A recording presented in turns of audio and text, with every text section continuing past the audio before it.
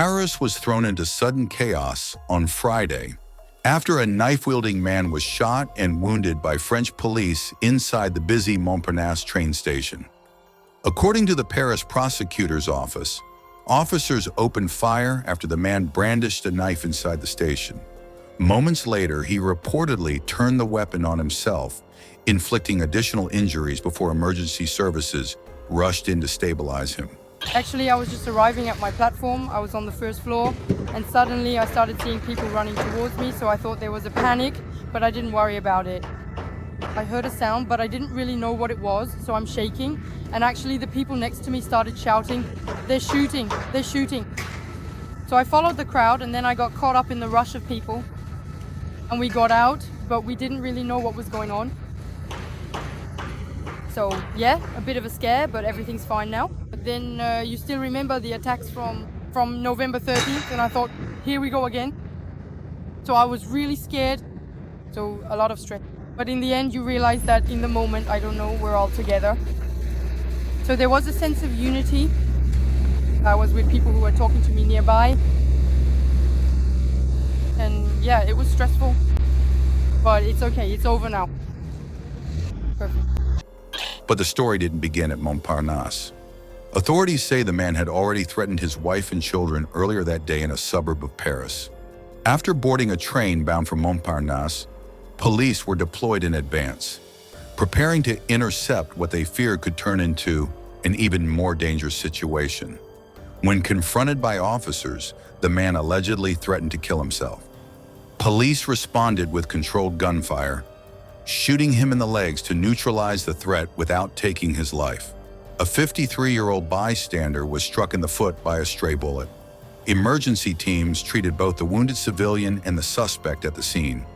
A Reuters photographer on site reported a surge of terrified commuters running through the concourse as police moved in. Others described hearing a loud bang, or several, before panic spread across the station. It took a few seconds to realize what was happening.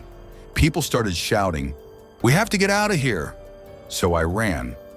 Authorities quickly evacuated parts of the station, creating a security perimeter. France's rail operator, SNCF, confirmed that service interruptions were limited. Importantly, officials stressed that there is no indication of terrorism. The man is reportedly known to police for previous domestic violence incidents, and investigators are treating the event as an isolated criminal case, not an act of extremism. Still, the timing was chilling. The incident came just one day after France marked the 10th anniversary of the 2015 Paris attacks, in which 132 people were killed. 100 years at the end of the celebration. Paris, I love you. Paris stood firm. You stood firm. France stood firm. The Republic stood firm. In the face of pressing urgency, through fraternity, through justice, through truth, through the love of life, we steadfastly stood firm.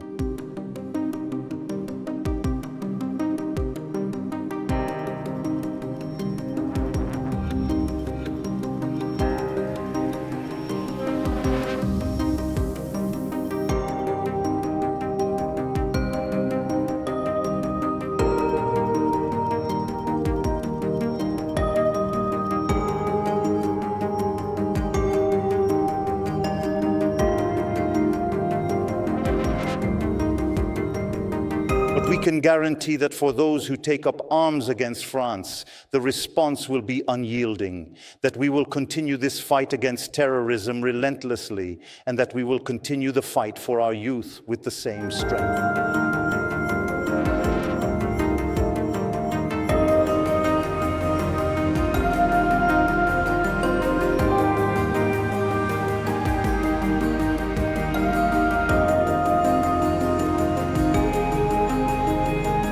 Cannot truly give meaning to November 13th, but we can, however, give meaning to November 14th, to each and every one of your tomorrows, to each of your steps, which, when taken together, tell us a story of courage, of mutual support, and of life.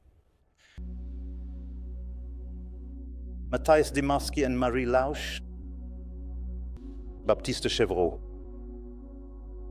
Nicolas Classo, Alva Berland, René Bichon.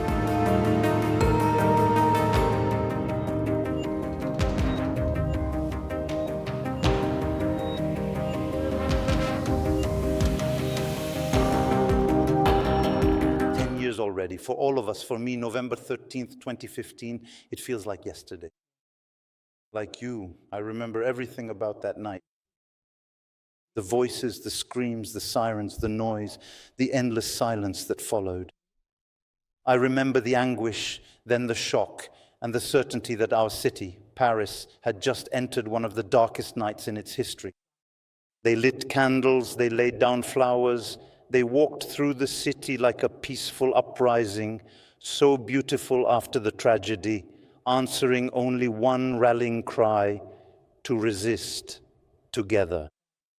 And it was a way of telling the world, we are not afraid. We will continue to live in joy and freedom.